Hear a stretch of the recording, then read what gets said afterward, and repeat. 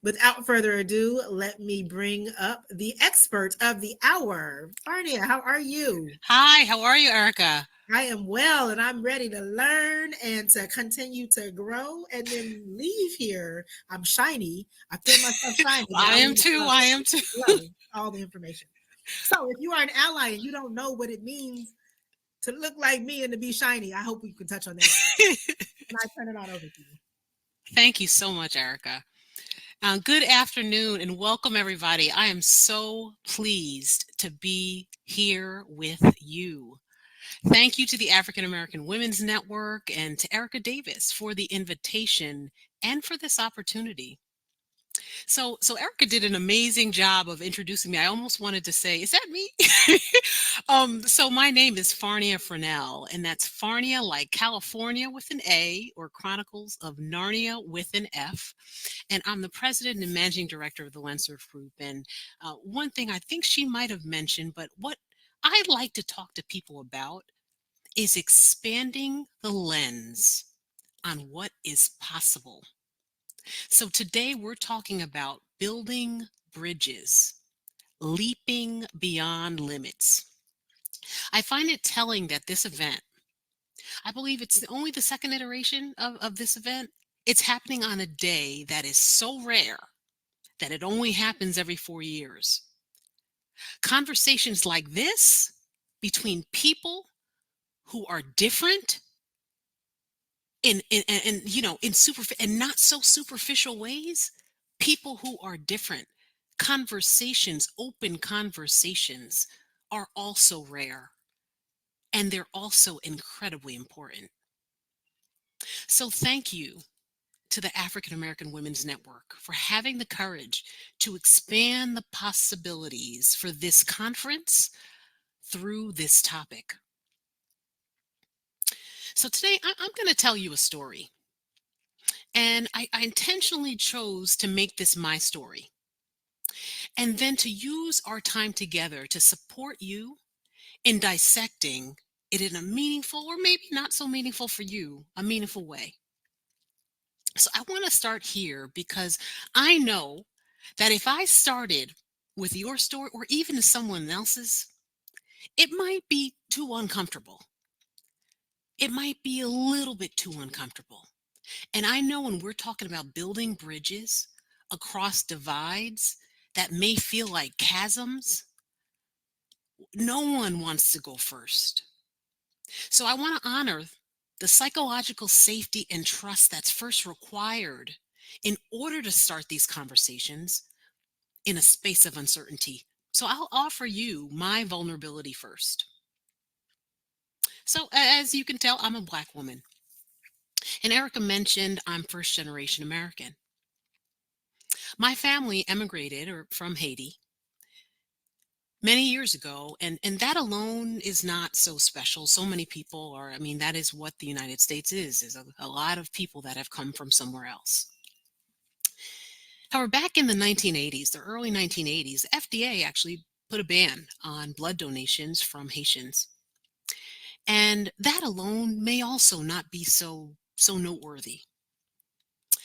However, those blood donations were tied to growing crises that were happening across the world, really. And contaminated blood was not something that, when in your dire straits, if you're in the hospital and you need help, you don't want to worry about what's about to come into your arm. So that blood ban, there was a ripple effect that happened as a result of that, and I'm sure many other things besides the fact that many Haitians are Black. They have share skin just like me. People didn't like us very much. We sounded different. We looked the same. So when I say people, I mean a lot of people, people who look like me and people who didn't look like me.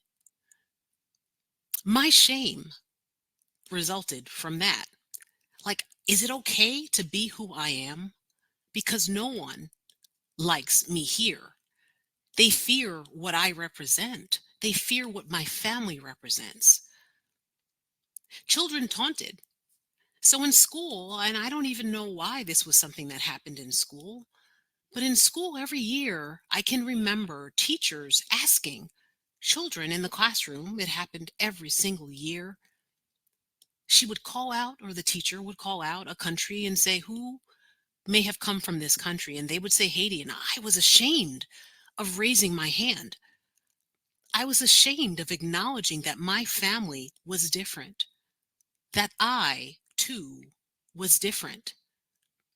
Because even though, as a Black woman, I already looked different than many other students in my classroom, I was different, and a different that even the government didn't respect. It put me in a precarious position as a young child, denying who I am, yet loving my parents and loving my family. It was a dichotomy. It's a struggle, internal struggle, and I didn't understand it. I didn't understand the why.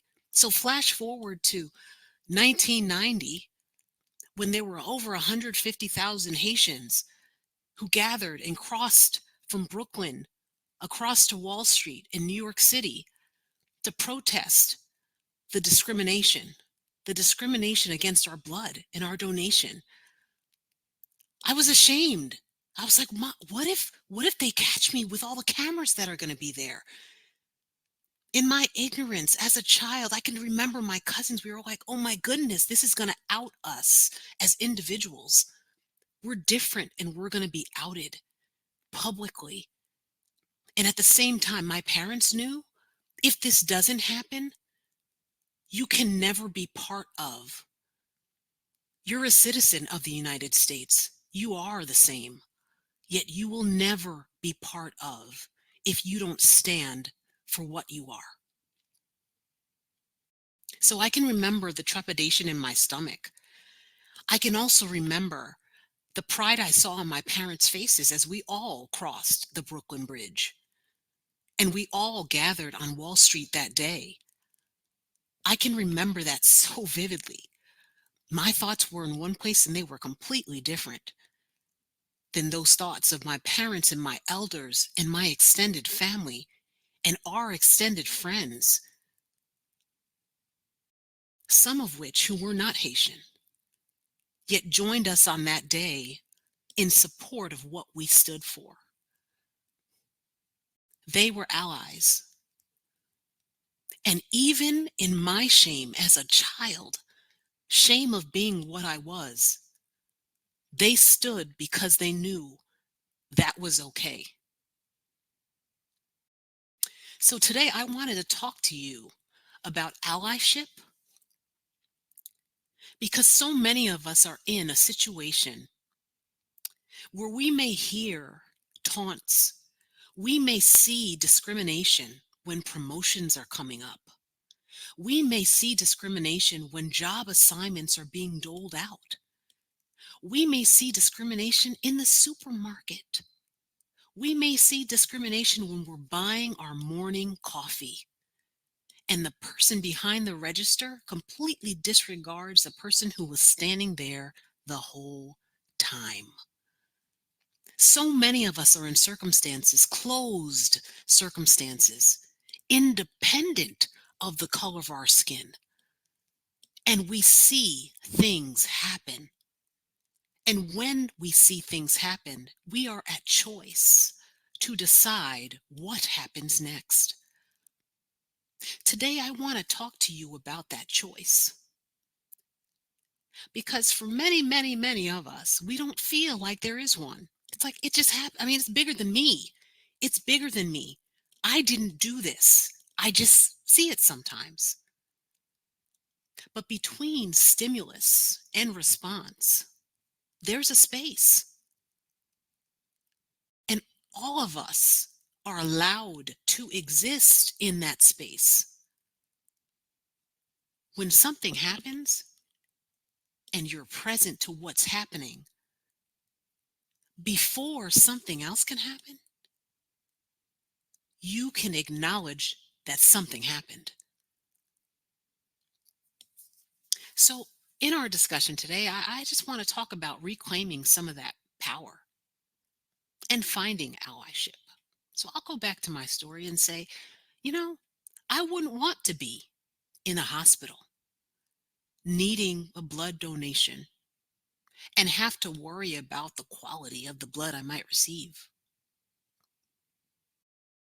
So, how did everyone else feel when I was across the table and I was just seen as a Haitian? How did everyone else feel? That takes empathy, but there's no way I can justify government action, human action, the othering, the taunting. However, I know that being different is possible. And I know that people have feeling. And when people feel scared, for those of us who feared possibly being exposed to something, for those people who feared something, I can feel empathy. I can understand fearing something that I don't know. I can understand that. And I can also understand something different, that something different can happen. So finding allies is not always easy. Finding allies who can see beyond their fear is not easy. Because being in that situation, I can imagine if I had a loved one who was unwell, it would be very difficult to argue, well, you know what? The government knows, they know what they're doing. They know what they're doing, that we just have to trust. These other people, they're all a risk.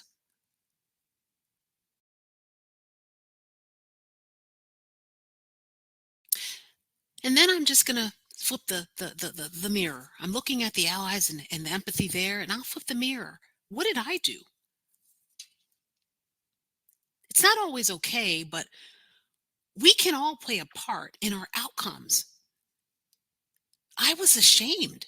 And you can say, well, you were a child, you didn't know any better. But I was ashamed of what I was, which wasn't supporting the situation. It wasn't supporting going after allyship. It wasn't supporting the education process required for change.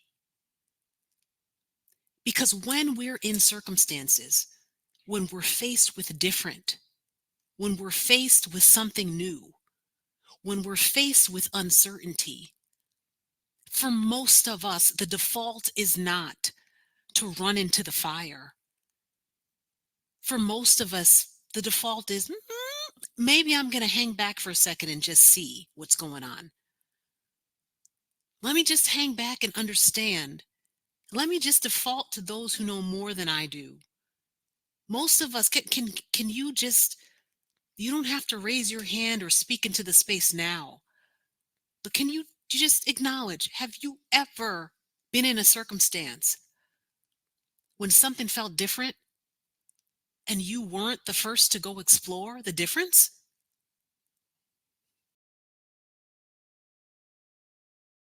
And if you can't remember a time when difference was happening, and this may not feel appropriate for this conversation, but flip back to March 2020 when the pandemic was just brewing. And we were told lots of conflicting information about what that illness meant.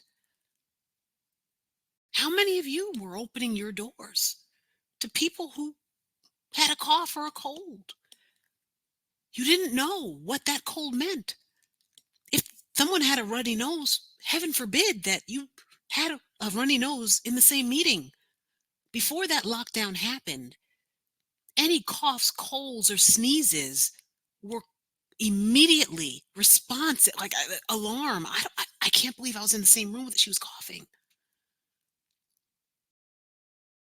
And if you never felt that way, I'm extending some empathy here because that feeling is real. And if you did have a cough or a cold, there was shame. There was, let me run to the bathroom and hide because I don't want to be othered. I don't want to be different. And as we're here celebrating Black History Month and the struggle of being different and feeling different all the time and being othered all the time, to be in that circumstance, you're like, when is it going to end? And on the other side of the coin, it's when can our bridge begin? So I'm just going to jump into what can happen. So our automatic fear response is to shut down. This is physiological. When in circumstances when difference or change or fear or many other negative emotions erupt inside, there is a physiological response that happens in your body, the fight or flight response. You are on autopilot. You do what you've always done, and that's to run from whatever is inspiring that change. That's the fight or flight. Flight, flight, flight, flight, flight. It happens. That is all of our change happens, difference happens. It's time to go. Recognizing that that's what's happening to you, maybe discomfort in your stomach. You're going into a conversation as a leader when you're evaluating all the staff for changes that are coming in the workload or changes that are coming in the responsibility. And that room is pretty homogenous. You know that going into the room because you know who's going to be there. So if every year that room looks very similar, it's easy to forget what's not in the room. The skill sets, the experiences that are not in the room, the people that are not represented in the room. And this is not to say you approach the room in a space of fear. No, you approach the room in the space of being on autopilot, doing what has always been done, not presencing what is not present in the room. So what can you do? Is just acknowledge that. Just acknowledge that. In the short time that we have together, my goal was not to talk to you about radical change. Like, oh, today, become an ally. I firmly believe today is the day to start again. But I didn't come here today saying, oh, radical, tomorrow you just rip out and replace. No, no, no, no. Change happens because individuals decide to make micro movements. Micro movements. So let's go back to that leader who may be going into a room, making decisions on behalf of an organization. Can you ask yourself, what is about to happen? And who do I need to be? What do I need to be thinking when I'm about to go there? What am I going to see there and what am I not going to see there? Get curious. I talked about that fear response, that we go and we stay in the autopilot mode. Well, that autopilot mode, what it actually does is it shuts us off from possibility. It shuts us off and blocks our ability to get creative, our ability to see past what's obvious, our ability to believe that something different could coexist with something that is comfortable to us. I don't know if you've ever heard the saying, but it's hard to hate from afar. So inviting difference, inviting change into your space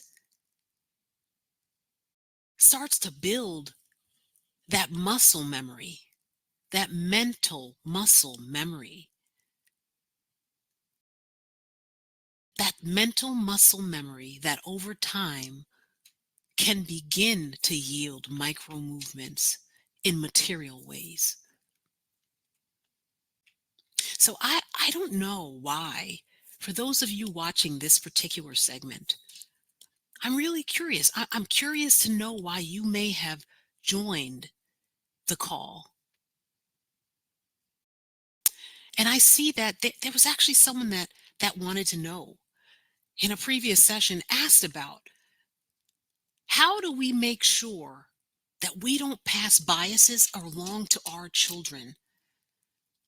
How do we make sure that we at some point stop, that we at some point don't inadvertently poison the next generation with those things that we didn't know better about, or that we simply didn't have the courage to face?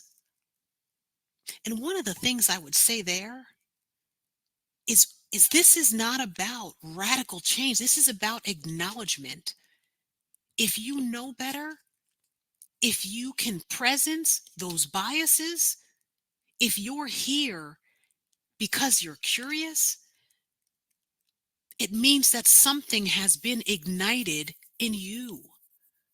So the answer to how don't we pass biases to your children or keep those things engulfed in flames of separation, it starts with you. If you didn't already, just pat yourself on the back. It doesn't matter where you're coming from. You can look just like me and still pat yourself on the back because you're showing up curious about closing gaps, about seeing more of humanity and seeing humanity as human and not as other, seeing possibility in persons and not in position. The answer is it starts with you. It starts with you. Maybe you sit your children down and you have a conversation. I don't know everything I don't know, but I do know that I want to learn. And if that's all you say, that's a start. That's like taking a match. It's taking a match. Secondly, I'll ask, what is your fear? What can you do? What is your fear? What is your shame? I shared mine. I shared where I was. In my circumstance, I was ashamed of what I was, so I turned down the volume. Oh, I could just be a Black female. I don't have to be a Haitian Black female. I turned down the volume of what that was. It resulted in a lot of losses for me. Separating myself from my culture? What can I do? I can talk about that. I can share what that felt like, how that took a piece of me that didn't have to go. And I can talk about how I've now dedicated my life to working with firsts or onlys in their space of discomfort when there's some othering that happens on their side and some othering that happens when you come in the room. That happens on both sides. As an ally, the question still remains, what can I do? What can I actually do? And I'll replant that seed. It does start with you, and you can get curious. You can get curious by being here. I said, pat yourself on the back because you got curious, asking questions that are beyond the superficial. Not just, how was your weekend? How was your weekend? Oh, great, great, great. Did you really learn about that person? Do you know if they spend their weekends in the same way as you? Do they eat the same food as you? When you're having a get together with your team and you have cheese and crackers, does everyone like cheese and crackers? I'm being facetious here in some ways, but if I'm turning on the volume of where I came from and what we actually like hot food. So it's you're hosting people and you don't have hot food. Oh, it feels different. And again, I'm being a little funny here, but getting curious and including others in decisions that may seem like they don't need others because everyone does this. Have you heard yourself ever saying everyone does this, or in your mind that's actually what's playing? Well, everyone's going to be there. everyone's not actually going to be there because that's a holiday. In my culture of origin, January 1st is also New Year's, yes, and it's also Haitian Independence Day. So when I'm with my family on January 1st, our celebration is very different than the rest of the United States. That we're actually eating a special soup and doing different things and celebrating in a different way for a different reason. So when I come back on January 2nd, my conversation is a different conversation. Are you getting curious and asking questions?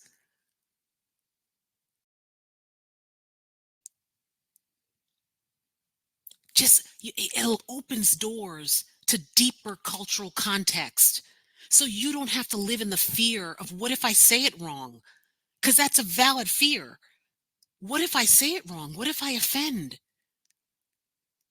I'm going to do a little test with you. Good morning. Good afternoon. Are you feeling authenticity in my good morning or good afternoon? Probably not, because I wasn't authentic. It's not, it's not even morning anymore here. If you're being real, people can tell. They can tell. There is a way. It's not in the data channel. It's in another channel. It's another part of your being that speaks even if you don't use words. And that part of your being speaks louder than even your words. So if you're being superficial and you make a mistake, then it's offensive.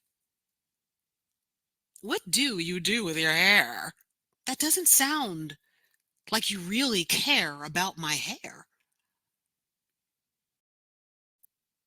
But if you're asking questions and you're genuine, and no one can teach how to be genuine. So if you're asking what you can do, it's be honest first with yourself and first with what your limits are. This is called leap beyond your limits because we all have limits. Acknowledge what those are for you and which ones you're willing to explore beyond. Acknowledge it first. Because if you're going into this like, it's mainstream now. It's mainstream to be an ally. I have to use that word. So let me try to be an ally. It doesn't work that way. Yes, it's mainstream. It's in popular discussion. But popular discussion doesn't mean that you're going to sit in that space, in a space of authenticity, so you can actually build the bridge. This particular bridge between community, between people, it's not built with metal. It's not built with wood. It's built on authenticity. It is built on trust. It is built on vulnerability. And those things, those materials are not in ample supply. Those materials come from a place inside that oftentimes is closed off. Those materials come from a place, a tenuous place that could cause that bridge to break while it's being built.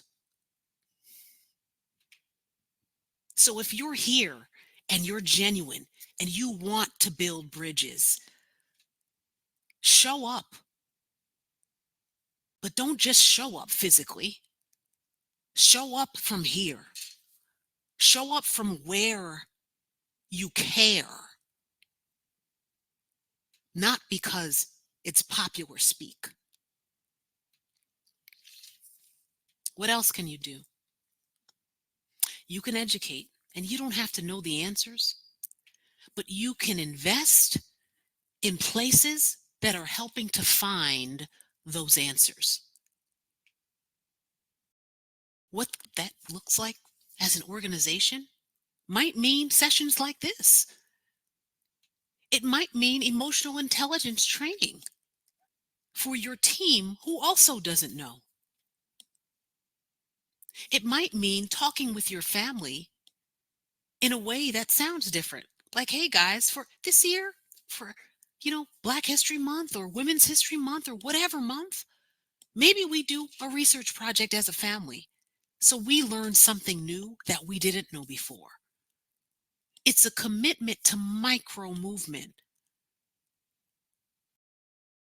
And over time, micro movement yields change. You will not be where you are today at this time next year. One, because the day won't exist. But beyond the fact that the day won't exist, you won't be here because you decided to show up here today.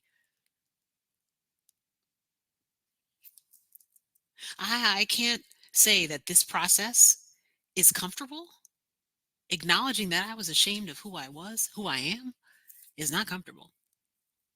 Coming here and being recorded as I tell you about that shame is not comfortable.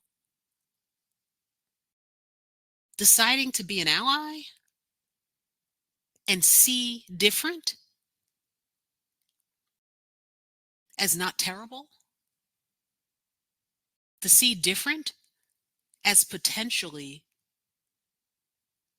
acceptable, may not be comfortable. And I'm saying may to extend a runway. It's not comfortable.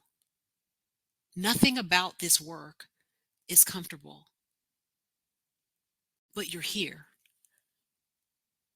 And I can assume that the people who are joining this call right now are all different in their own ways. Some obvious, like you see me, a Black woman, and some not so obvious. You don't hear the accent that I worked through my childhood to suppress. This is work. And I'm going to pause for a minute and just see if there's anything in this space that wants to be spoken into this space. I see there are people putting notes in the chat. Can I show up authentically? That matters a lot. I saw this. Thank you, Tawana, for thank you. This is great advice. Delphine, never be ashamed. Bless you. I see some comments there. Are there any questions there? Any questions? We're talking a couple things that we can do. Stop, just acknowledge what's happening to you in those spaces where you know that you may not be showing up as an ally the way you'd like to show up as an ally. When you are in those spaces, acknowledge, hey, something's happening for me here. I don't know how to be better. I don't know how to be different. I don't know how to help, but something's happening for me. So stop, acknowledge that something's happening for you. Is it happening inside your gut? Is it your chest is getting tight? Is it your hands started sweating? Is it your forehead is sweating? Are you glowing? Right? Glow up, guys. Are you glowing? Acknowledge what's happening and stop. Say, something is happening for me. Get present. I'm stressed about what's about to happen because I might not say the right thing. But stress exists in the future and in the past. Stress doesn't exist right here. Right now, in this space that we're in, stress doesn't exist. And anytime you start feeling the stress of maybe I'm not doing the right thing, or maybe something, it doesn't even matter. Get right here. You are a person. And if you're saying you're a person here joined in this community, building bridges of allyship, you don't have to do anything else but be present and know that you are at capacity and your commitment is to the work. And trust that if your heart is in the right place, people will hear your intent behind your words.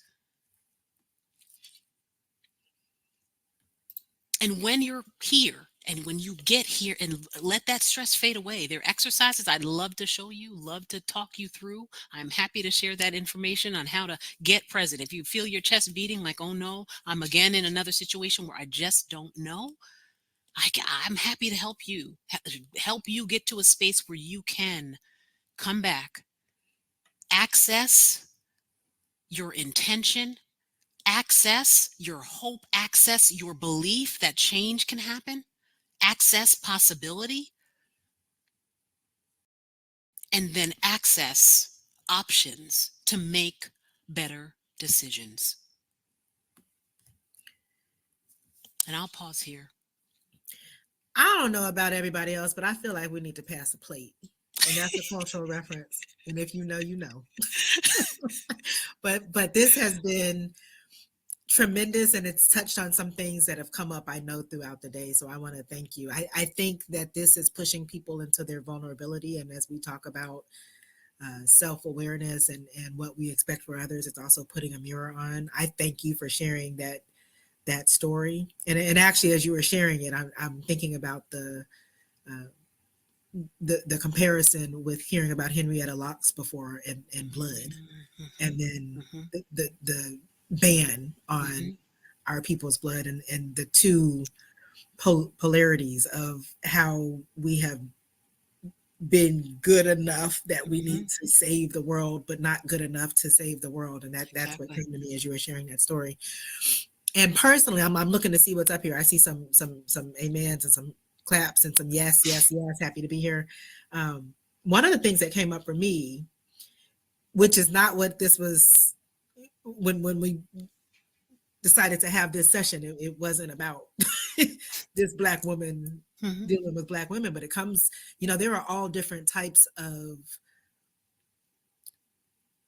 intersectionalities that we have to deal with. Absolutely. And one of them that is very present right now is the socioeconomic gaps. Yes. And so even as a Black woman, I realize, and over the last several years especially, I'm like, I worked and lived in this particular space that's really not representative of the majority of my Black American family, right? Or you and I just talked about Ghana recently. Yeah. Just seeing, like, across the diaspora, some of the things that we hold are not representative or not even acknowledging the challenges of our brothers and sisters across the world. And so a lot of these things, we created this space as allies, but recognizing that we too may be allies to other communities, even those that look like us. And I think that this has been amazing.